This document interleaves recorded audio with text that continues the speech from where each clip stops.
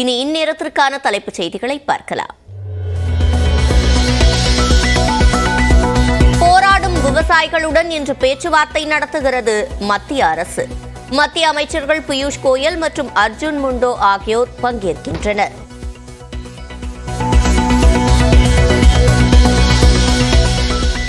டெல்லி எல்லையில் போராடும் விவசாயிகள் மீது இரண்டாவது நாளாக கண்ணீர் புகை குண்டு வீச்சு.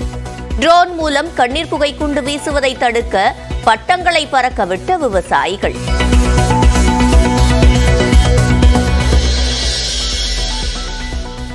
அபுதாபியில் கட்டப்பட்டுள்ள முதல் இந்து கோயிலை திறந்து வைத்தார் பிரதமர் நரேந்திர மோடி. சுவாமி நாராயண் சிலை மீது மலர் தூவி வழிபட்டார்.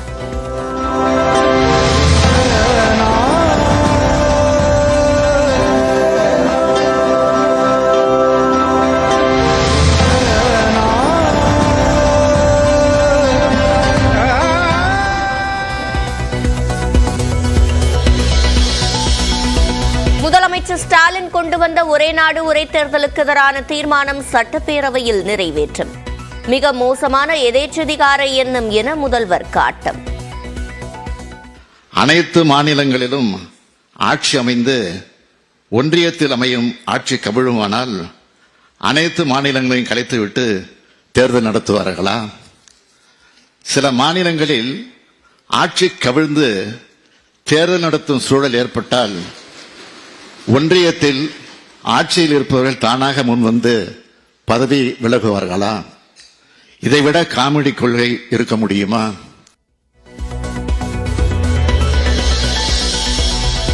மக்கள் தொகை அடிப்படையில் தொகுதி மறுசீரமைப்பு செய்யக்கூடாது என வலியுறுத்தி சட்டப்பேரவையில் தீர்மானம் நிறைவேற்றம். தமிழ்நாட்டை வஞ்சிக்கும் அநீதியான முயற்சி என முதலமைச்சர் மு க ஸ்டாலின் விமர்சனம்.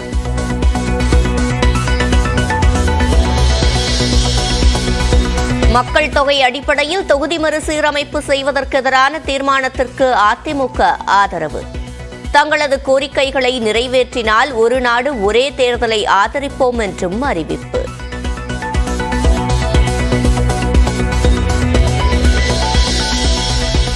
முதலமைச்சர் கொண்டு வந்த தனி தீர்மானங்கள் தேவையற்றவை என பாஜக கருத்து.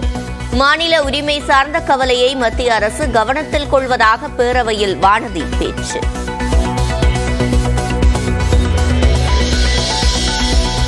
பாஜக செய்த அத்தனை பாவங்களுக்கும் உடந்தையாக இருந்தது அதிமுக.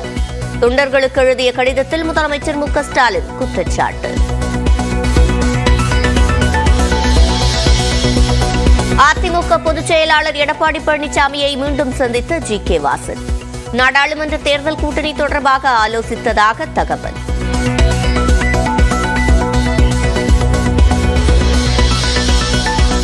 சிபிஎஸ்இ 10 மற்றும் 12ஆம் வகுப்பு பொதுத் தேர்வுகள் இன்று தொடக்கம். காலை 10 மணிக்கு பிறகு தேர்வறைக்கு வரும் மாணவர்களுக்கு அனுமதி கிடையாது என அறிவிப்பு.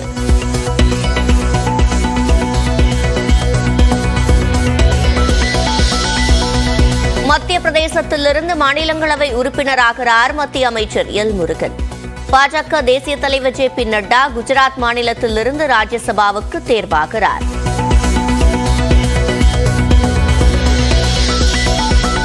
முதலமைச்சர் உறுதியளித்ததை தொடர்ந்து இன்று நடைபெறவிருந்த வேலைநிறுத்தத்தை ஒத்திவைத்தது ஜாக்டோ ஜியோ கூட்டமைப்பு.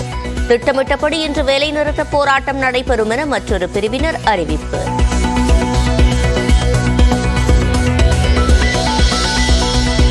ஜாமீன் கோரி முன்னாள் அமைச்சர் செந்தில் பாலாஜி தொடர்ந்த வழக்கு அமலாக்கத்துறை வாதத்திற்காக இன்று ஒத்திவைத்தது சென்னை உயர்நீதிமன்றம்.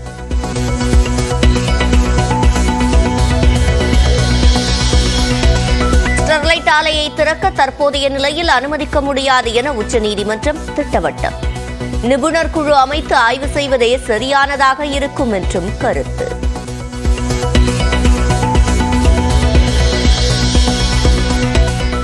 கோவை மருதமலைக்கு செல்லும் மலைப்பாதையில் சிறுத்தை நடமாட்டம்.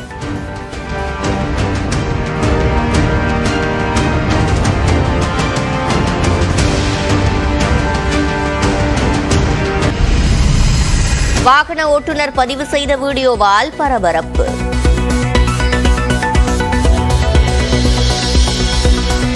பவானி ஆற்றில் வெளிநபர்களை மூழ்கடித்து கிராம மக்கள் கொலை செய்வதாக புகார் தெரிவித்த இயக்குநர் பாக்யராஜ். நுகர்வோர் அமைப்பு சார்பில் பாக்யராஜ் மீது காவல்துறையில் புகார்.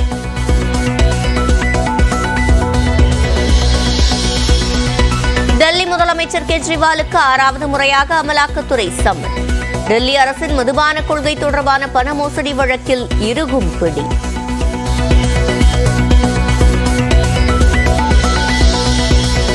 இந்தியா இங்கிலாந்து அணிகள் மோதும் 3வது டெஸ்ட் கிரிக்கெட் போட்டி இன்று தொடக்கம். KL ராகுல் விலகி உள்ள நிலையில் சர்ஃபராஸ் கானுக்கு வாய்ப்பு. T20 உலகக்கோப்பைக்கும் ரோஹித் சர்மாவே கேப்டன். இந்திய கிரிக்கெட் வாரிய செயலர் ஜெய்ஷா உறுதி.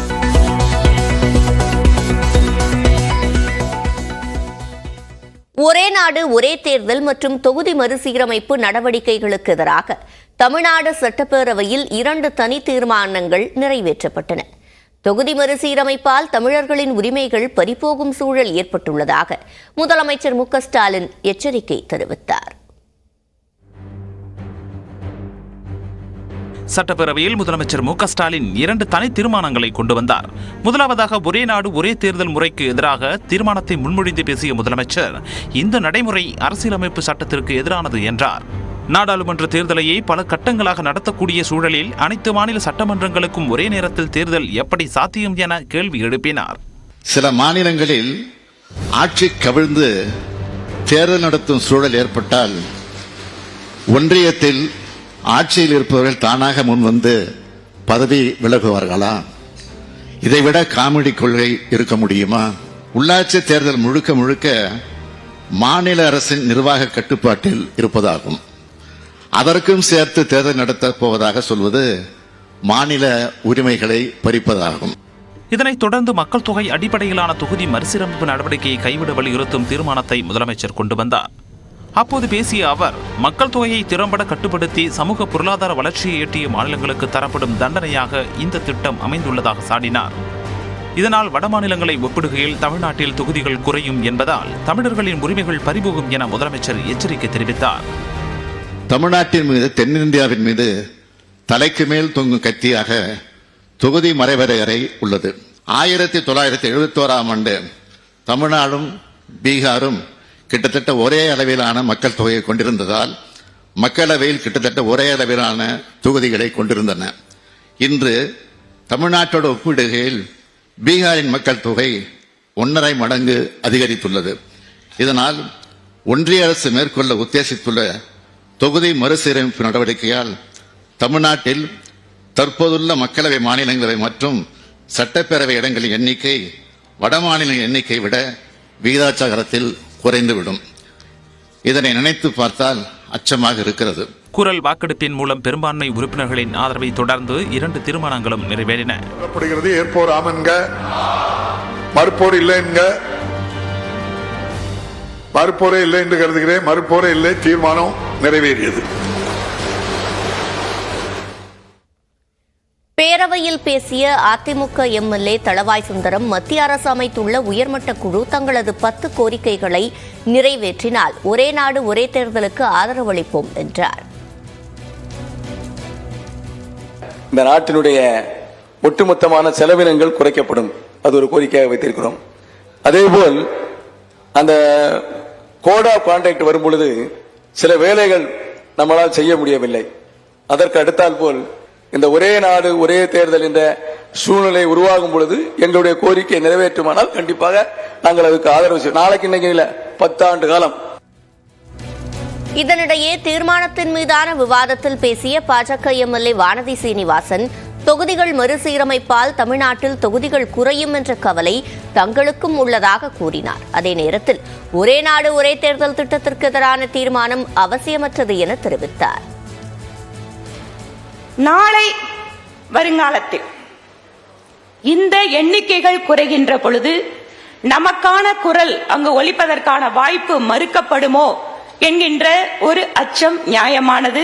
தீர்மானத்தின் வாயிலாக என்ன சொல்ல வேண்டும் என்று நினைக்கிறோமோ அதை சொல்வதற்கான வாய்ப்பை ஏற்கனவே மத்திய அரசு உருவாக்கி கொடுத்திருக்கிறது. இதற்கும் மேலாக இந்த தீர்மானத்தை எந்த இடத்தில் நாம் அந்த கருத்துக்களை கொடுக்க வேண்டுமோ அந்த குழுவிற்கே நேரடியாக ஒவ்வொரு அரசியல் கட்சியும் கொடுக்க வேண்டி இருப்பதால் இந்த தீர்மானம் அவசியமற்றது என பாரதிய ஜனதா கட்சி சார்பில் நாங்கள் தெரிவித்துக் கொள்கிறோம். கவலை அளிக்கிறது என்றால் தீர்மானத்தை ஆதரிக்கிறீர்கள் தானே என சபாநாயகர் அப்பாவு எழுப்பிய கேள்விக்கு வானதி அளித்த பதிலால் அவையில் சிரிப்பலை எழுந்தது. அந்த தீர்மானத்தில் அதில் இருக்கக்கூடிய கவலையை, அக்கறையை புரிந்து கொள்கிறோம். நிச்சயமாக எந்த இடத்தில் அதற்காக என்ன நடவடிக்கை எடுக்க வேண்டுமோ தமிழக பாரதிய ஜனதா கட்சி முழுமையாக அந்த தீர்மானத்தினுடைய கவலையை புரிந்து கொண்டு அதில் நடவடிக்கை எடுக்கும். இரண்டாவது, ஆதரிக்கிறோம். அந்த வார்த்தை வேணும் ஐயாவுக்கு.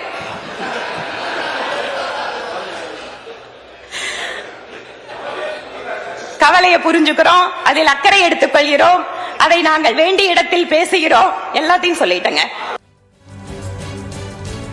இதனிடையே முதலமைச்சர் மு க ஸ்டாலின் கொண்டு வந்த இரு தீர்மானங்களும் இந்தியாவிற்கே வழிகாட்டும் என காங்கிரஸ் குழு தலைவர் செல்வ பெருந்தகை பாராட்டு தெரிவித்தார். தென்னிந்தியாவிற்கு மட்டுமல்ல, இந்தியாவிற்கே ஒரு வழிகாட்டுகின்ற தீர்மானமாக இந்த தீர்மானத்தை நாம் பார்க்கிறோம். இந்த மறுசீரமைப்பு மக்கள் தொகை அடிப்படையில் வந்தால் 8 தொகுதிகளை நாம் இழக்க நேரிடும். 8 தொகுதிகளை தாரை வார்த்து கொடுக்க நாம் தயாராக இருக்கிறோமா? ஏற்கனவே நிதிகளை தாரை வார்த்து கொடுக்கிறார்கள். தமிழ்நாட்டின் உரிமை, தென்னிந்தியாவின் உரிமை பறிக்கப்படுவதற்கான முயற்சிகளில் இவர்கள் இறங்கி வருகிறார்கள். தென்னிந்தியாவை அணி திரண்டு, மாண்புமிகு முதலமைச்சர் தலைமையில் அணி திரண்டு இதை முறியடிக்க வேண்டும்.